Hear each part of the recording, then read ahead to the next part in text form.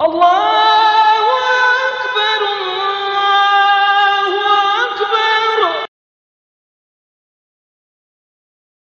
Islam telah menjadikan kebersihan ini sebagai asas kepada ibadah dan sebagai kunci kepada ibadah. Jadi kalau kita tengok, kita nak solat kan, kita nak sembahyang, kita kena pastikan tempat sembahyang kita tu bersih. Okay, Assalamualaikum warahmatullahi ta'ala wabarakatuh. A'udzubillahi minasyaitanirrajim. Bismillahirrahmanirrahim.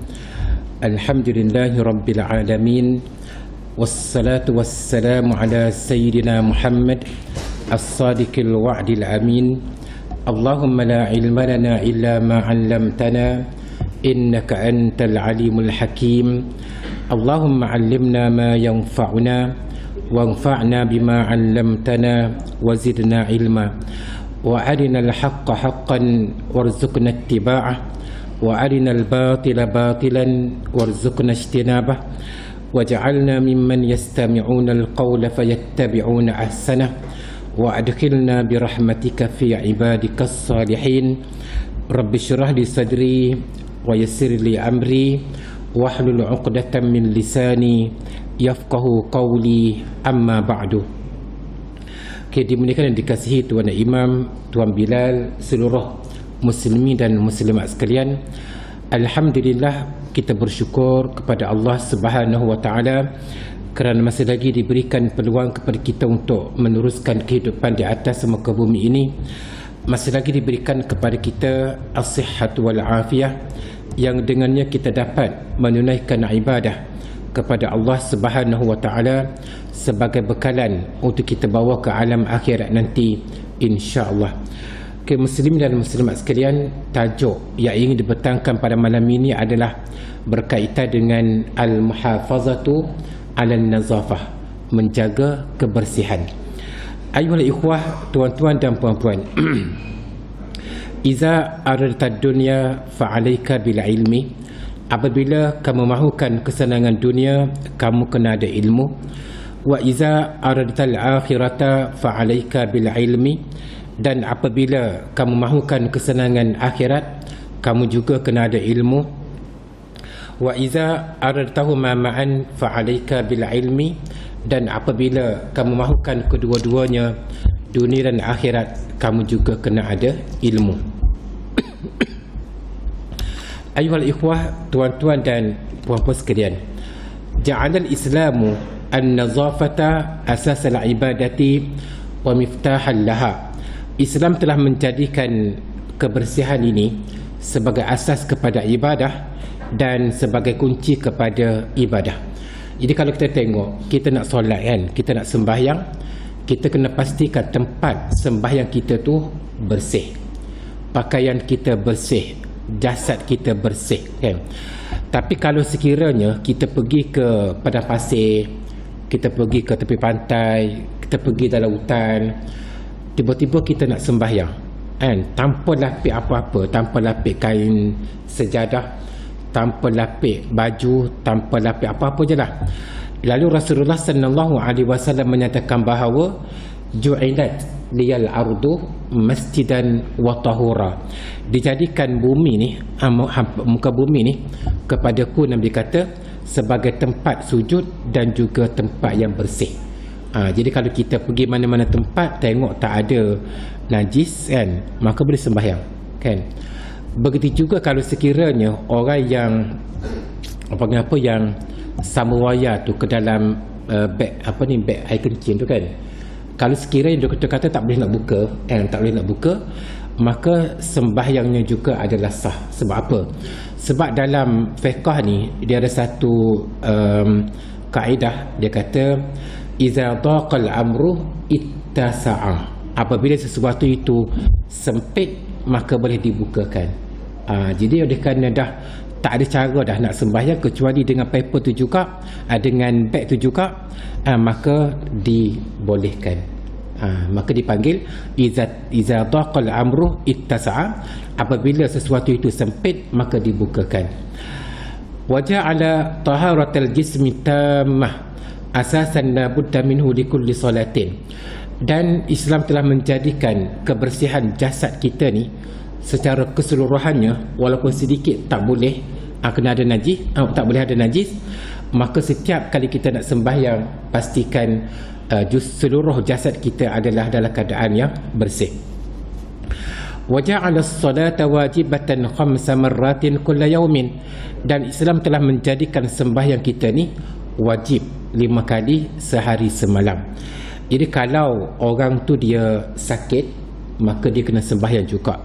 Kalau dia tak mampu sembahyang secara setiap waktu, maka dia boleh jamak, tapi tak boleh qasar lah kan. Dia boleh jamak. Dan kalau ditinggal sembahyang, katakan ini sakit, ditinggal sembahyang, adakah boleh kita bayar fidyah? Tak. Sembahyang tak boleh dibayar fidyah. Jadi kalau sekiranya dia meninggal dunia dalam keadaan dia tu tak sembahyang ketika dia sakit, maka waris dia tu, isteri dia ataupun suami dia, kena minta ampun kepada Allah Subhanahu Wa Taala. Tak ada fidyah untuk orang yang meninggalkan sembahyang. Wa kallafal muslima bi an yatawadda'a qabla as-salati. Dan Islam telah memberikan satu kewajipan kepada setiap muslim, apabila dia nak sembahyang, dia wajib ada wuduk. Dia wajib ada wuduk. Kalau kita tengok dalam gambar kan, cantiknya suasana, nak bersihkan diri, nak mandi dan sebagainya. Yang penting Islam menggalakkan kita ni memang dalam keadaan yang bersih sebelum melakukan sesuatu ibadah. Wa iza asabatuhu janabatun falyaghtasil fardan ghuslan kamilan.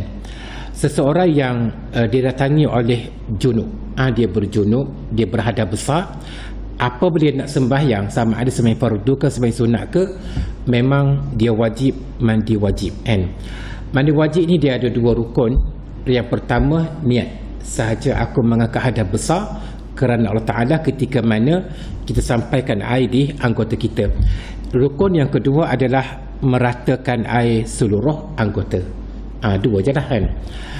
Di solati al-jum'ati wa solati al-aidaini, untuk menunaikan sembahyang Jumaat contohnya, katakanlah pagi tu dia berjunub, sebelum pergi sembahyang Jumaat dia wajib mandi hadas besar, mengangkat hadas besar, mandi wajib.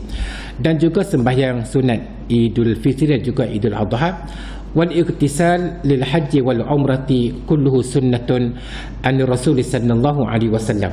Orang yang nak menunaikan haji sebelum dia bertolak kepada Arafah pada 8 Zulhijjah tu, dia kena mandi. Sebelum dia menunaikan umrah, katakanlah dia daripada Madinah kan, nak pergi ke Bir Ali, nak pergi ke Mekah kan, pun dia kena mandi sempena dia nak buat umrah. Fa fil wudu'i qala Allah Subhanahu wa ta'ala. Dalam masalah wuduk, Allah Subhanahu wa ta'ala berfirman, ya ayyuhallazina amanu idza qumtum ila sholati, wahai orang-orang yang beriman, apabila kamu nak sembahyang, faghsilu wujuhakum, maka basuhlah muka kamu, wa aydiyakum ilal marafiq, dan basuhlah kedua tangan kamu sampai ke siku, wamsahu bi ru'usikum, dan sapulah kepala kamu. Dia sapu ni dia kena gerak. Kalau letak tangan sahaja atas kepala, orang tak panggil sapu. Sapu tu pula banyak ke sikit. Kalau kita tengok dalam dalam ayat tu kan, wamsahu bi ru'usikum, perhatikan kepada perkataan al-ba pada huruf ba, b tu. Apa maksud b di sini? Ada 2 pendapat ulama. Pendapat yang pertama mengatakan bahawa b di sini, al-ba di sini, dengan makna liziyadah, tambahan, tak ada apa-apa makna. Apabila tidak ada apa-apa makna, bermakna sapu tu sikit pun sah. Itu dari segi pendapat yang pertama. Pendapat yang kedua mengatakan bahawa al-ba ni, ba ni ada makna dia. Makna dia adalah ilsaq. Ilsaq ni kena banyak, kena sapu banyak. Jadi kalau bos kau dah sapu sikit tu memang tak sah. Sebab tu orang harapkan orang mazhab lain tu daripada depan ke belakang, belakang ke depan tu memang sunnah pun. Jadi bagi dia, kalau dia tengok kita sapu sikit tu memang bagi dia tak sah lah kan. Sebab huruf ba tu sendiri memberi makna yang ilsaq. Ilsaq tu maknanya sapu banyak lah. Wa arjulakum ilal ka'baini, dan basuhlah kedua kaki kamu sampai ke buku lali. Wa in kuntum junuban fatahharu, dan sekiranya kamu berjunub kamu kena sucikan. Maknanya mengangkat hadas besar. Kalau kita tengok zaman dulu kan dia mandi tak macam sekarang kan. Sekarang kita ada bilik air, dulu tak. Dulu maknanya saya ingat lagi masa saya kecil dulu nak mandi wajib ni payahlah, sebab apa kita dah mandi kali pertama kan, air yang ada di tangan kita ni kita karai kan, mesti titik dalam timba tu kan. Lepas tu kita cuah balik.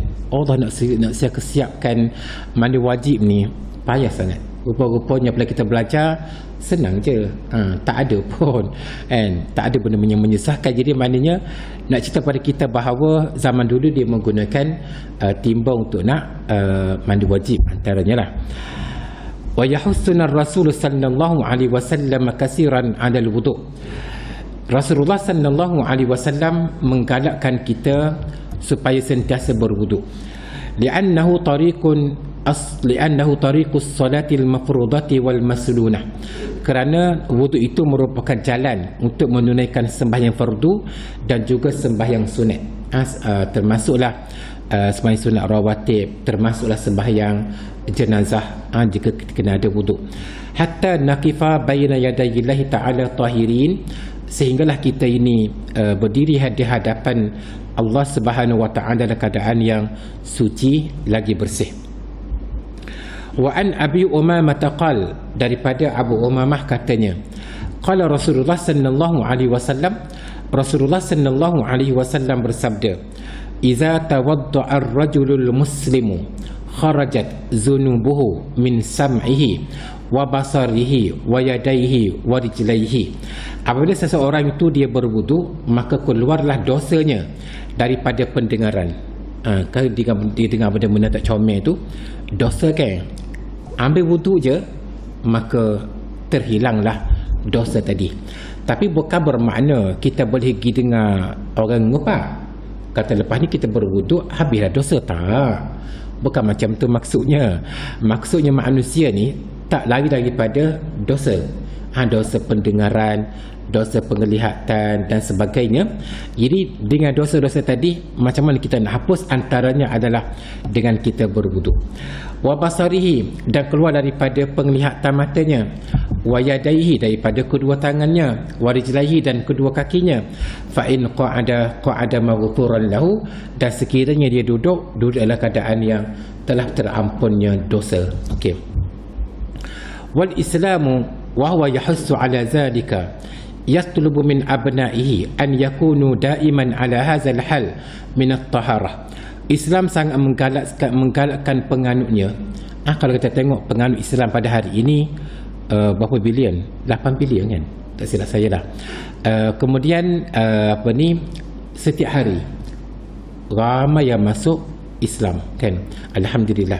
Jadi Islam sangat menggalakkan penganut-penganutnya supaya sentiasa berada dalam keadaan yang suci, dalam keadaan bersih, dalam keadaan berwudu. Hatta indama yuriduna ayya'waw ila madaji'ihim liyastarihu min ta'bil amal tiwalan nahar. Sehingga kan apabila dia balik daripada tempat kerja penat nak tidur tu Nabi sallallahu alaihi wasallam suruh kita berwudu. Jangan tidur dalam keadaan yang tak ada wudu kan. Wudu dulu baru tidur. Kita berwudu, kita baca ayat kursi, baca 3 kul, kita baca doa dan kita pun tidurlah kan. Tengok tempat tidur ni comel kan. Cuba memanglah nak rumah kita tak sampai macam ni, tapi maknanya kalau boleh tempat yang sebab tajuk kita malam ni adalah al-muhafazah 'ala an-nazafah, kita menjaga kebersihan. Kalau boleh tempat tidur kita pun terbaiklah ya. Jangan tempat yang kubal sana kubal sini kan. Jadi maknanya kalau boleh secantik ini lagilah yang terbaik. Okey.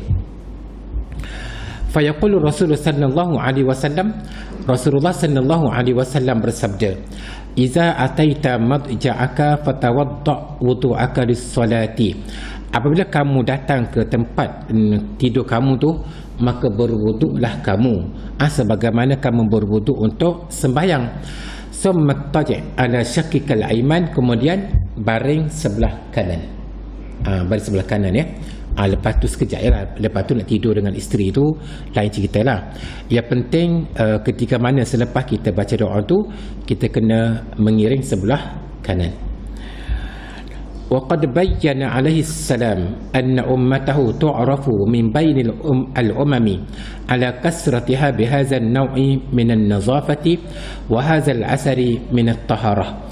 Islam telah menjelaskan bahawa umat Islam di hari kiamat akan dikenali dengan dipanggil anggota wuduk yang bercahaya.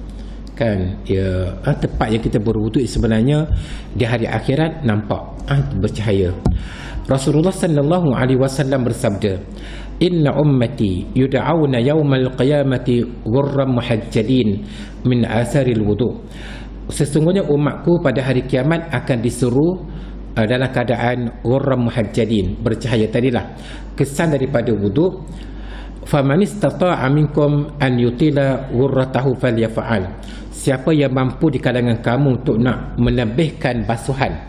Kalau kita ambil wuduk pada sebab asalnya sampai ke siku, tapi dia lebihkan sikit kan. Kalau kita basuh kaki sepatutnya sampai di buku lali, lebihkan sikit. Kalau kita sapu kepala sikit pun sah, tapi kalau boleh banyak kan. Falyaf'al, maka buatlah. Sebab di hari akhirat nampak bersinar-sinar tempat kita berwuduk. Wa arsyadana ila anna al-wudu'a fawqa annahu taharatun wa nazafatun wa takfirun liz-zunubi wa mihwun lil-khataya fahuwa arfa'a lid-darajat.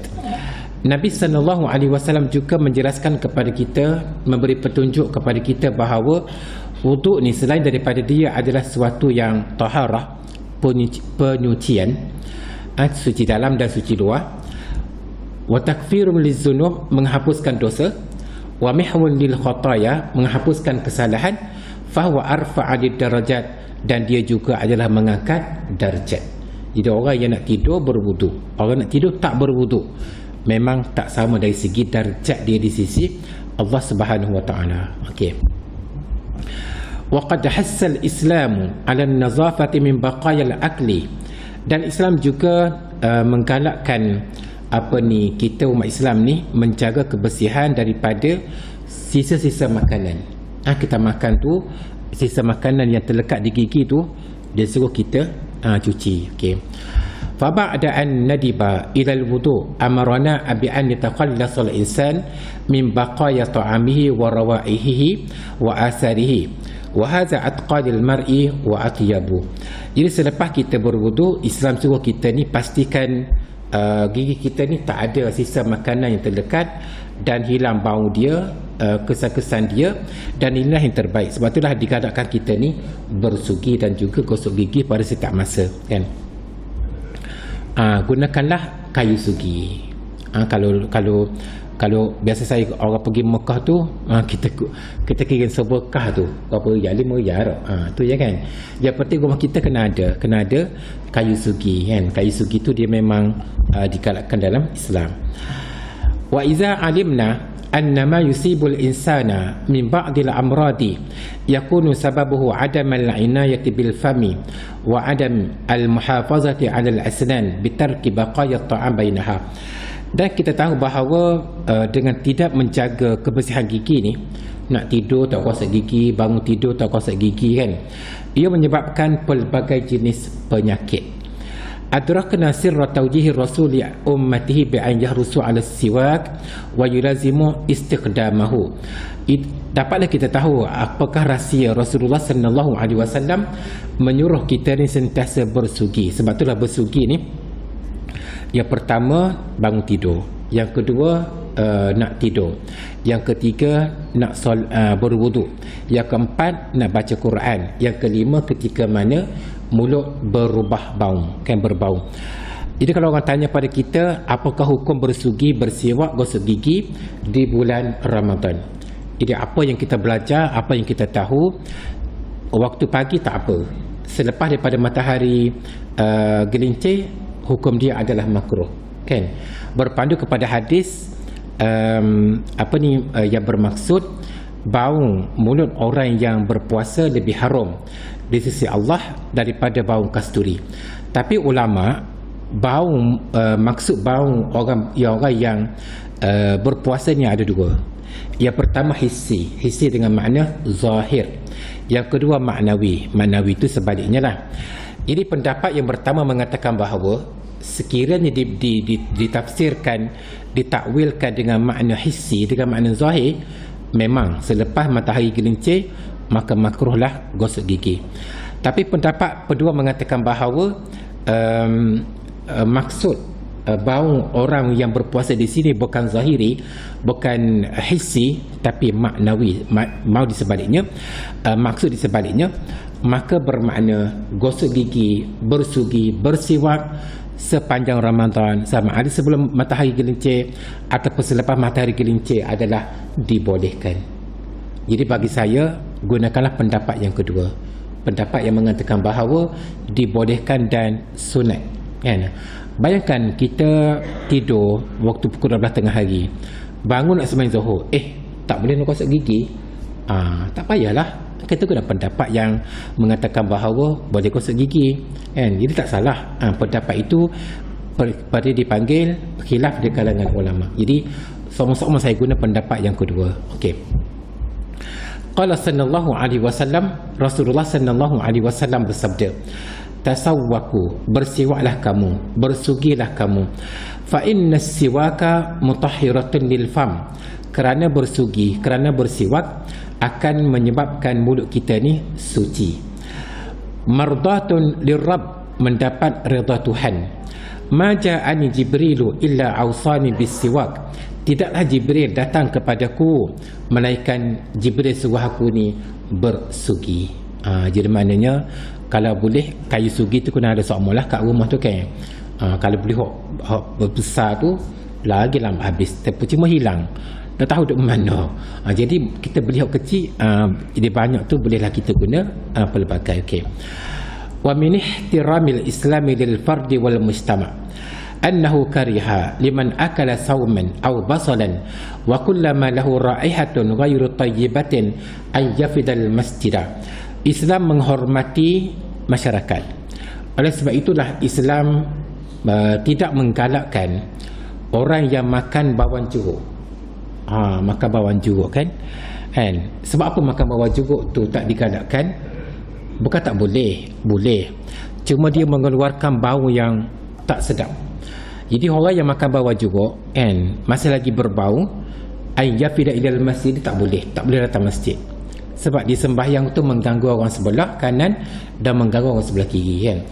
Wa kullama lahu raihatun ghairu tayyibatin, dan juga perkara yang menyebabkan bau tak sedap. Contohnya apa? Peta, jering, wah kedah, kan. Jering yang rebuh tu, kan. Tu memang macam juga dengan rokok, ya. Rokok pun bau tak enak juga. Jadi maknanya bagi siapa yang nak makan bawang jeruk, nak makan wah kedah, nak makan wah jering, boleh makanlah 5 jam sebelum datang masjid, contohnya, kan. Satu hilang bau, kan. Jadi kalaulah pukul 1 masa waktu Zuhur, 12.30 makan nasi, makan pula dengan panggil apa, bawang jeruk tadi, tak payah datanglah, tak payah datang. Faqad qala alaihi salatu wassalam, apa dalil dia? Nabi sallallahu alaihi wasallam bersabda, man akala sawman aw basalan falyatazil masjidana, siapa yang makan bawang jeruk jangan mari masjid kami. Sebab dia memberi bau yang tak enak. Zalika hatta la yu'zi al-muslimina bi raihatihi al-kariha, supaya bau tadi tidak mengganggu orang lain. Bismillahirrahmanirrahim. Itu bawang jeruk, nampak tak bawang jeruk, sama dia dia kalau bahasa Arab, basal ni bawang besar tu, bawang merah tu, saum bawang putih. Jadi kalau kat Mesir, kalau kita nak beli bawang putih, dia tak macam kita ni stokor-stokor gitu, kan. Kalau kat Mesir ditimbang sekali dengan daun. Kita beli sekok tu sekali dengan tahun. Tapi murah lah kan. Tukaran sekarang ni walaupun duit kita jatuh kan, RM1 kita RM10 dia Mesir sekarang. Kalau masa saya dulu tahun 90-an, 87, 88, 300 kita 300 dia. Sekarang ni RM1 kita 10 pound Mesir. Itu maknanya memang walaupun sewa rumah RM1,000 lebih tapi masih lagi murah sebab tekan okey. Wa yusil islamu bi ay yakuna al mar'u nazifan fi malbasi wa tahiran fi thawbihi. Islam juga memberi dipanggil pesanan kepada umat dia supaya sentiasa baju dalam keadaan yang bersih. Ni datang masjid ni pastikan baju kita ni baju yang bersih lah. Wa qad alhaqa hadzal khuluq bi adabi salah. Di mana berpakaian bersih tadi dipanggil orang yang beradab dengan sembahyang. Kalau kita pergi ke Mesir kan, saya duduk Mesir 6 tahun, tahulah kan, dari segi positif orang Mesir ni masuk je azan memang dia datang masjid kan. Cuma macam kita ni nak datang masjid kita mandi kan, dia di sana mandi seminggu sekali. Mandi seminggu sekali sebabnya sejuk. Sekali mudah bulan 12 memang teramat sejuk kan. Yang kita perhatikan orang tukar rumah tu kan, tukar rumah boleh kira lagi kodi-kodi ni, gaul semi dan sebagainya. Dia pergi masjid dalam keadaan tak salin tak gapo, dalam pakaian macam tu. Ya Allah Tuhanku, itulah dia tak faham Islam. Sepatutnya suruhlah supaya salin lah juga kan, tapi dia tak, dia semain dalam keadaan yang macam tu. Bayangkanlah, Allah Subhanahu wa taala berfirman, ya bani Adam, wahai bani Adam, wahai manusia, khuzu zinatakum inda kulli masjid. Pastikan kamu datang masjid ni dalam keadaan yang berjanguk, dalam keadaan berlawa, dalam keadaan yang berhias. Maksudnya pakaian yang comel-comel. Wa yusil Islam bi ayyakuna al-mar'u aniqan. Dan Islam juga memberi pesanan kepada umatnya supaya sentiasa dalam keadaan yang kemas, segak kan, segak kan. Fal anaqatu bi nazaril Islam marghubatun. Segak ni, kemah ni, sesuatu benda yang digalakkan dalam agama. Wat tajammul ghairu israfin mahmud. Dan kita berhias, kita berlawa, perkara yang dipuji. Was-sawbu at-tayyibu dalilun tayyibun lilabis. Orang yang pakai pakaian yang baik, pakaian yang bersih adalah merupakan dalil yang baik kepada orang yang memakainya. Okey.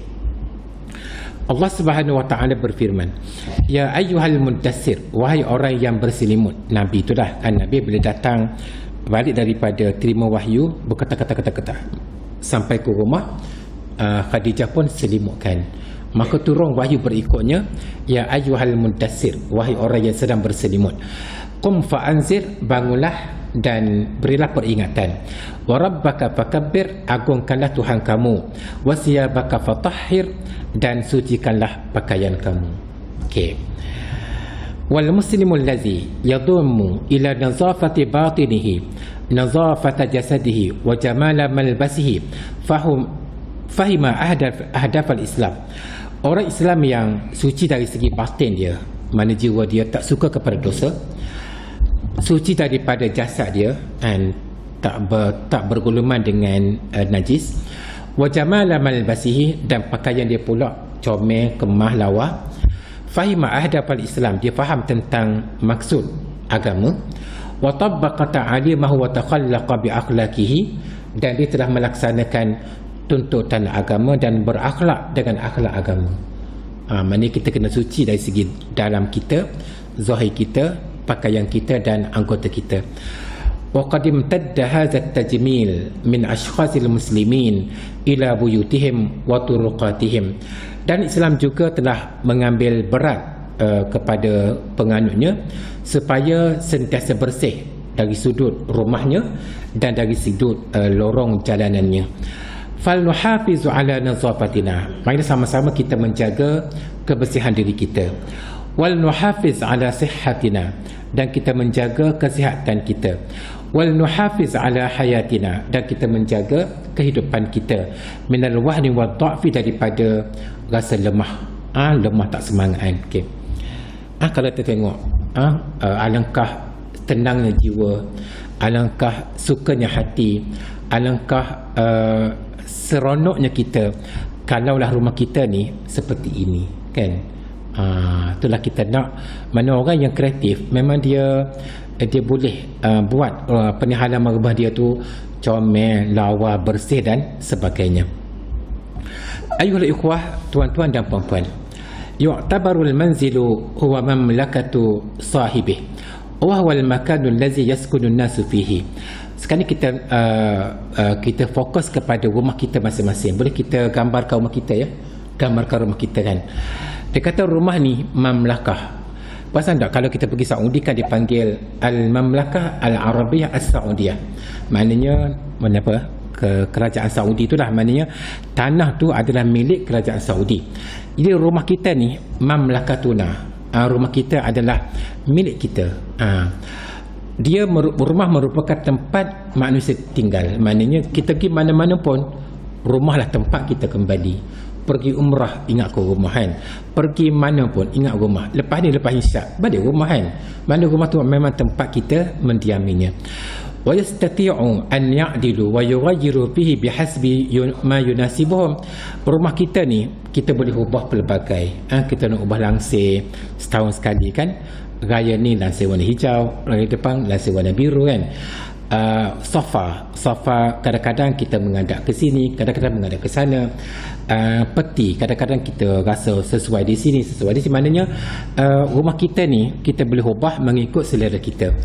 Lizalika yas'a kullu insanin ay yakuna manziluhu akthar rahatan binisbatilah. Oleh sebab itulah setiap manusia ni dia akan berusaha untuk menjadikan rumah dia ni tempat yang senang, tempat yang rehat. Dia balik rumah tengok rumah dia kemas ya. Wa tu'tabaru salatu istiqbali ad-duyuf min al-asya'i al-asasiyyati la budda al-i'tina'u biha. Dalam banyak-banyak kawasan, betul kita kena pastikan rumah kita ni cuba kita bayangkan rumah kita kan, pakaian banyak kan. Apa salahnya kita pergi mengadap almari kita tu, memang kita saya belakang kan, ambil sohok kita rasa aku tak pakai dah pakaian ni, boleh dalam plastik bagi pada orang yang miskin. Orang miskin ni pakaian kita tu comel loteng lagi tu dia sangat menghargai. Kalau kita simpan di hari akhirat, orang Ta'ala akan tanya, mau anggap apa pakaian kamu tu kan, kamu tak guna.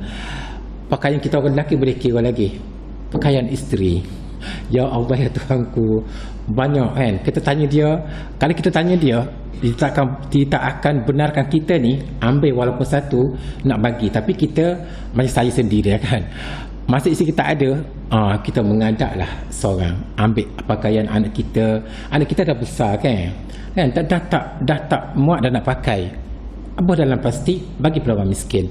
Pakaian isteri kita, pakaian kita sendiri, pakaian anak kita dan sebagainya. Begitu juga dengan kawasan rumahan. Kadang-kadang kita tengok kawasan rumah kita ni dengan basikal dah 3 tahun dah tak berfungsi kan, duduk sebab situ kan, tak ada guna juga. Jadi kalau boleh baiki, kata boleh baiki, kita jadikan bersih buruk. Jadi di sini akan diceritakan nanti satu persatu macam mana kita nak pastikan rumah kita ni bersih. Wa tu'tabaru salatu istiqbali duyuf. Benda tempat yang paling utama yang kita kena jaga adalah bilik tamu. Sebab apa bilik tamu? Bilik tamu ni kita balik rumah tengok Allahu Akbar, bilik kita, tulang tamu kita. Maknanya tak ada benda yang pekub kan, maknanya kemah ya kan. Kita pun rasa lega, kita pun rasa tenang kan. Tetamu kita datang selekeh kan. Lepas tu dah kita kena jalan rumah orang. Kalau kita jalan rumah orang, kita tengok rumah dia comelnya, ruang tamu kan. Kita rasa rumah kita ni kita simpan dah kan, tapi kita tengok ada perhiasan tu, perhiasan ni, ya Allah Tuhan. Betul lah, ruang tamu adalah benda yang paling utama untuk kita nak jaga. Okey. Wala'alla ahamma ma yajribu ar-rahata wal ihtimam bi amaliyati tanzifil baiti bi kafati arja'ihi. Mudah-mudahan dikata benda yang paling utama sekali untuk kita nak supaya kita ni balik rumah kita rasa senang, kita rasa tenang, kita rasa selesa adalah kita menjaga kebersihan rumah kita ni semua sudut. Dengan bilik tidurnya, dengan bilik tamunya, dengan bilik airnya, dengan dapurnya, dengan segala labarnya. Memang macam saya ni bukan nak cerita puji, tapi orang rumah ni sibuk nego, keluar pagi balik petang. Kita tak ada kerja nak buat, kita lah ruang tamunya kan, makan masa dalam sejam gitulah lebih kurang. Ruang tamu kita bersih, dapur kita bersih, bilik air 3 hari sekali kita bersih kan, dapur kita susun, pastikan telak dan sebagainya.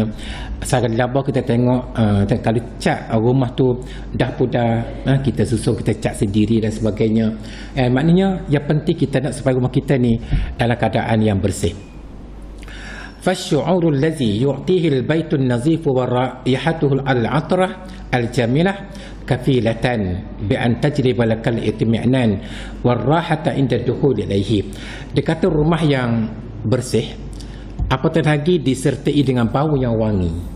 Kan ada kan yang bau automatik tu kan, setengah jam bunyi tu kan, keluarkan bau yang kan. Dia akan memberi kepada kita rasa tenang, rasa seronok, rasa rehat jiwa bila kita masuk rumah kita. Okey kan. Tengok rumah ni biasa kan, rumah ni biasa, rumah kampung, tapi taklah bersih sebersih-bersihnya, tapi sekurang-kurangnya kita tengok tu sedap mata memandang. Dalamannya, luarannya, ruangannya rumah kampung, tapi dipandai menjaga kebersihan. Okey kan. Tabdu amaliyatu tanzif annaha muhimmatun syaqatun wa sa'bah. Cuma dia kata nak bersih rumah ni bukan benda mudah, bukan benda yang mudah. Lakin ia laysat mas'uliyatan fardiyatan taqu ala atikil ummi atau fard muayyan fil usrah. Tapi dia kata nak bersih rumah ni bukan menjadi tugasan seorang. Kan kita ni ada suami, ada anak, ada isteri kan. Bal hiya mas'uliyatun mushtarakatun likafatil afradi fil baiti. Bahkan dia kata sekali-sekala apa salahnya hari hujung minggu, contoh macam ni cuti sekolah kan, kita, isteri kita, anak-anak kita bersih rumah kan sekali-sekala. Wala yajibut tahawun biha abadan. Jangan mengambil mudah berkenaan dengan menjaga kebersihan rumah. Fal matlubu min kulli fardin fil ailati ay yuhafizu ala nazafati al makan allazi yajlisu fihi. Maka menjadi kewajipan individu yang katakanlah anak kita kan, pastikan bilik dia ni bersih. Kita sendiri pastikan bilik kita ni bersih. Kita ramai-ramai pastikan dapur bersih, ruang tamu bersih, bilik air bersih dan sebagainya. Wa an ta'awana ma'a usratihi fil mahamil ukhra. Masing-masing bersih ruang-ruang yang perlu kepada kerjasama, tolong menolong memang kenalah. Contohnya halaman rumah, kena masing-masing kena kita gotong royong. Fal hifazu ala tanfizil manzil lahul katsir min al fawaid allati ta'udu ala sakinihi bin nafi'i. Kalau kita menjaga kebersihan rumah kita ni, faedah dia, manfaat dia kembali kepada kita sendiri. Bukan sikit, banyak. Kita balik rumah tengok bersih, Allahu Akbar, seronok kan. Okey. Ayuhal ikhwah, tuan-tuan dan puan-puan, فيما يلي بعض الخطوات العملية التي يمكنك القيام بها يوميا للمحافظة على نظافة منزلك. Di bawah ini disebutkan 9 langkah untuk kita memastikan rumah kita ni dalam keadaan yang bersih dan terjaga. Masa sikit 5 minit lagi insya-Allah. Awalan, yang pertama, dengar rattib sariraka bimujarrad istiqazika minan naumi. Sebaik sahaja kita bangun daripada tidur, pastikan kita dah tarik cadar, betulkan cadar, lipat kain selimut atau dah bantal. Maknanya berapa minit? Tak sampai 5 minit. Bangun daripada tidur, sama ada masih bila air dulu ke, yang penting sebelum datang masjid tu, katil kita sudah pun diuruskan dengan baik. Itu yang pertama. Jangan nak pergi masjid katil tak urus lagi, balik masjid tengok Allahu Akbar kan, dengan kain selimutnya, dengan bantalnya, dengan cadarnya. Tak, bangun daripada tidur tu dia kata tarik cadar tu dengan betul, kain selimut tu kita dah lipat, dan bantal sudah pun kita balik masjid kan. Allahu Akbar, katil aku comelnya. Itu yang pertama dah. Yang kedua, nazif hamamaka wa matbakhaka yawmiyan. Pastikan bilik air dibersih setiap hari. Tapi rumah kita taklah, sebab penggunaan tak semacam di masjid kan. Masjid ni memang setiap hari kan. Kalau rumah kita saya rasa dalam 3 hari sekali, seminggu sekali pun cukup. Yang penting pastikan lantai bersih, mangkuk bersih, dinding bersih dan tak ada sarang lampu. Begitu juga dengan dapur. Dapur setiap hari kita kena pastikan kena lap, kena mop dan juga kena itu sebagainya. Fahuma ruhul manzil, kerana dapur dan bilik air ni merupakan roh kepada rumah. Kalau sekiranya dapur tak bersih, orang mari tengok Allahu Akbar, tuan rumah kan. Okay. Yang ketiga, tengok dapur dia comel kan. Itulah. Bismillahirrahmanirrahim. Okay. Salisan, yang ketiga, a'id malabisaka limakaniha sahih ba'da al-intihai minha. Pakaian kita ni hak kotor tu tak setepat. Kan kita sekarang ni ada mesin basuh auto, okay? Maknanya pakaian tu tak setepat, terus masukkan dalam mesin basuh, basuh dengan sendiri. Lepas sejam dah siap. Apatah lagi kalau musim hujan macam ni tak payah pergi ke kedai Dobi pun. Beli, kalau pesanannya kalau kita ada duit, beli je mesin dryer tu dalam harga 1000 lebih sikit saya memang ada mesin dryer. Mana kalau musim hujan, lepas basuh masuk mesin dryer, dalam 50 minit dah kering. Jadi maknanya kita tak payah. Yang keempat, rabi'an qum bi'amali tanzif al-ami kull fatrah. Sekali-sekala memang kita kena ada gotong royong bersih rumah kita ni secara detail, secara secara tu kan, dengan segenap penjuru ni kita bersih. Okey. Yang keempat, ratib maktabaka al-manzili wa takhallas min baqaya al-waraq aw al-malafat allati la tahtajuha. Kan rumah kita ni ada meja kan. Pasti kata meja tu tak ada perkara yang tak berkaitan dengan keperluan. Contohnya sampah. Contohnya kertas-kertas yang tak digunakan. Contohnya botol botol kan. Botol ni turun botol kan. Pastikan meja kita ni dah dibersihkan. Yang keenam, hawil alla turakim al-awani was-suhun wa adawatil matbakh duna wasil. Cuba tengok dalam gambar kan. Pastikan pinggan mangkuk, alat masak dan cawan dan sebagainya tak dilonggokkan seperti ini. Jangan dia kata igsil awalan bi awal, maksudnya basuh kan, lepas guna basuh, lepas guna basuh kan. Jadi kalau macam ni, bayangkan kita pergi kerja, balik petang pukul 6 tengok, ya Allah tak basuh lagi. Itulah maknanya kita kena pastikan rumah kita ni okay. Yang kelima, yang ketujuhan, silap, ratib malabisaka awalan bi awal waghsil al-muttasakh minha wabda bi tawaihi wa i'adatihi bila makanihi. Mana kita hasilkan pakaian kotor, pakaian bersih, yang kotor kita basuh, yang bersih tu kita lepas tu kita gosok, kita lipat dan kita letak dalam almari yang tersusun. Jangan kita longgokkan dengan selonggok-longgoknya, nak cari baju belet cari dalam timbunan pakaian. Tak baik dia kata. Jadi kita pastikan benda tu dibereskan. Yang ke-7, yang ke-8, takhallas min al-aghrad al-ghair muhimmah allati takhluqu izdihaman wa fawda basariyatan fi manzilik. Pastikan benda-benda yang tak berguna buang.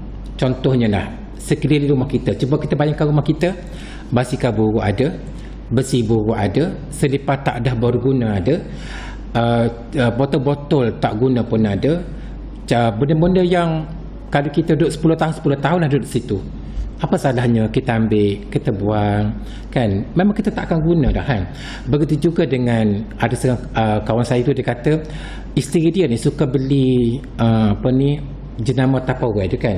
Memang mahal, memang sayang, tapi 10 tahun duduk begitu je kan. Apa salahnya benda sayang tu, lan tanalul birra hatta tunfiqu mimma tuhibbun.